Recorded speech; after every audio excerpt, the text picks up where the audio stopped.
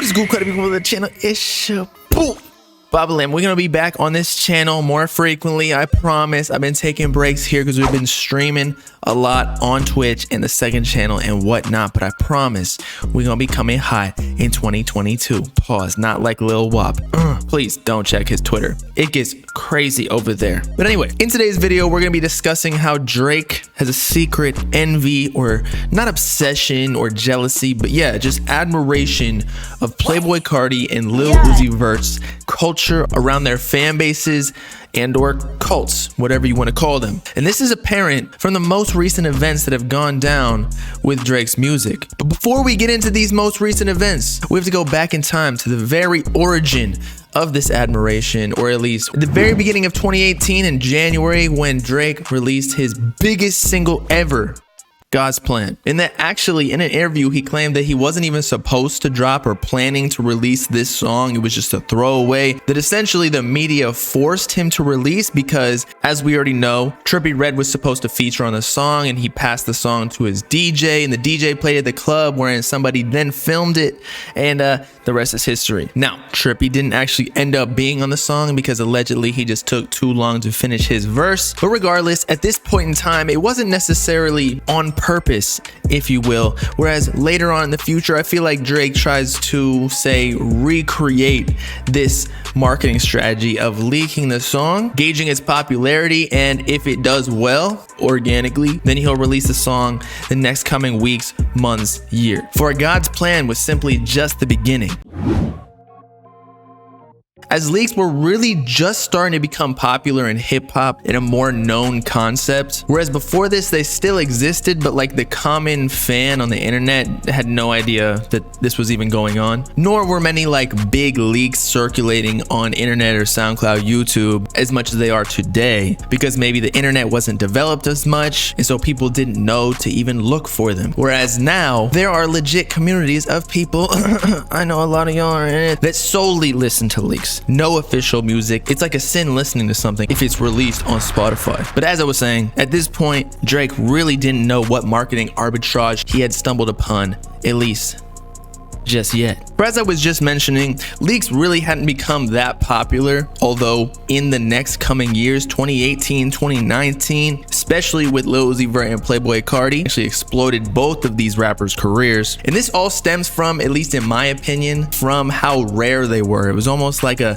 NFT or a holographic Pokemon card, or just like a collectible, a Picasso, if you will. And actually, another reason why they are so popular is because artists beforehand would organically post their music on SoundCloud, which is almost like OpenSea, if anybody is aware of like the NFT marketplaces, in which artists would give their biggest fans music directly that they could then feel cool about because no one else, at least in the mainstream, had these same songs. So it was almost like you already had an NFT, it was just for free. But in Carti and Uzi's situation, and many others, when they signed to a record label, they couldn't really share as much music on this platform, SoundCloud, or at least in the same methods, which led to leaks later on, because the demand was still there for this steady flow and frequency of music, but the supply was not. And so began the increased frequency of leaks. Whether the artists did it themselves, because some do at this point, knowing this whole strategy that we're talking about, or they were just simply hacked. For example, Love Is Rage 1.5 was actually Lil Uzi Vert's last exclusive SoundCloud tape that included a few songs as well as EXO Tour Life that eventually became its own mega official release hit that was on radio and whatnot, but originally it was solely on SoundCloud. And if you think about it, this is kind of similar to the sequence of events of Drake's God's Plan, in that Uzi in a way leaked his own song, and because of the organic success, and then he released it later on and it became the first single for his Love Is Rage 2 album that released later that year in 2017. We should take note of the dates as well, because this actually occurred before God's Plan. So maybe Drake knew what he was doing. But after Love Is Rage 2, because Uzi was having problems with his labels, he was not releasing music on SoundCloud or any official DSPs because he did not want to make the label any more money if he wasn't getting his fair share, I guess. And this pretty much caused in itself the first Uzi leak season in the years of 2018 and 2019 in the post Love Is Rage 2 era and Eternal Take version 1, which also led to one of the most anticipated hip-hop albums of the decade in objective standards due to such a leak strategy, whether or not, again, Uzi meant to do this or not. Just happened. But more on that later. For before this Uzi leak season, another historic leak in hip-hop that also incorporates Playboi Carti was Break the Bank and the overall 1629 collab tape, which started to leak roughly 1 month after Carti announced the tape on Twitter and Snapchat after he had released his own self-titled mixtape, accompanied by leaked music videos, which still is a crazy phenomenon. But as we all know, this exploded the popularity of both rappers, which to this day really only have like 3 or so official collaborations on all platforms. Now in Carti's case, the next year in May of 2018, Playboi Carti was actually forced to drop his first studio album, Die Lit, the day after the entire album leaked. So it's again a similar situation to God's Plan, although this occurred after Drake's. And then similar to Uzi, within the years of 2018 and 2019, a plethora of songs including Neon and other Whole Lotta Red version 1 snippets and songs leaked because again, the fans were waiting for an album and Carti was not supplying them. And ever since then, the cycle has really only continued, with the popularity of both of these rappers displaying their highest first week sales with their most recent solo projects, Whole Lotta Red at 105K and Eternal Take almost hitting 300. And so because of this, Uzi and Carti have really become synonymous with leak culture, at least in hip hop, along with other big rappers such as Kanye, Juice WRLD, and others. But Juice really came later on because he passed away, so he literally could not drop music himself. But with all this being said, you know that Drake, being the top rapper, he has his eyes on everybody. Actually, people have mentioned XXS Tentacion to be one of them, that he takes influences from people underneath him, because when you're the top rapper or artist in the world, there's really only one way to go, and that's down. So to keep your top spot, you got to tap in with all of the up and coming trends. And so as I was saying, you know that Drake, as well as pretty much everybody who is at least somewhat loosely associated with the new internet age of hip-hop, witnessed what was going on with this leak culture surrounding Uzi, Carti, and the like. In fact, in early 2020, shortly after these Carti and Uzi leak seasons, Drake even collabed with Carti on Pain 1993 when Carti was actually supposed to drop Whole Lotta Red, or at least we thought, on Dark Lane demo tapes. But if you recall, the original snippet of the song with Drake's chorus and just a Carti ad-lib, so people knew that Carti was on it, but nothing else, surfaced late 2019. So looking back, it makes me think, was this staged after all of the prior events where Drake is a smart guy? He knew how the Carti fan base would act if they heard a little Carti ad-lib on a Pierre Bourne beat, mind you. And what do you know? Looks like it worked, because Pain 1993 was one of the most popular songs on the album, or mixtape I guess, aside from the singles that were pre-released. But wait, there's more. For the next year, in March of 2021, Drake releases another small EP, this time called Scary Hours 2, including What's Next, which was originally a Carti beat from Super Mario. But regardless, the most important part is that this song did leak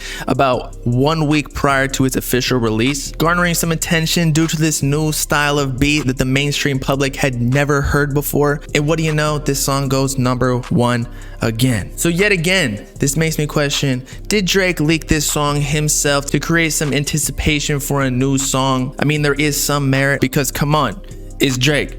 He's basically a billionaire. None of his music up until this point has really leaked. So all of a sudden, with an EP that he's dropping the next week, you think that somehow somebody got into his vault when he lives up in Toronto with his own home studio and probably has hard drives with A1 cybersecurity? No. Usually the artist's music who's getting leaked the most is the smaller ones, because they're passing around the MP3 and WAV files via email or text message to their friends, and their friends send to other friends, and so on and so forth. Whereas Drake, Drake has already been around the block and the music industry knows not to do that. But regardless, I think that What's Next would have gone #1 no matter what, just because it's Drake. And at this point, leaks and snippets in 2020 have become so commonplace, as many rappers have already tried the strategy before. I don't think that the What's Next leak really created all too much hype, but since then the Uzi Carti strategy has evolved in Drake's eyes. For later that year, he releases Certified Boy Lover in competition with Kanye with his Donda project, who actually utilized a similar strategy via the listening parties, wherein he would play songs that were not officially released, knowing that people would record them and spread them online and create anticipation organically that way. And so because this was already happening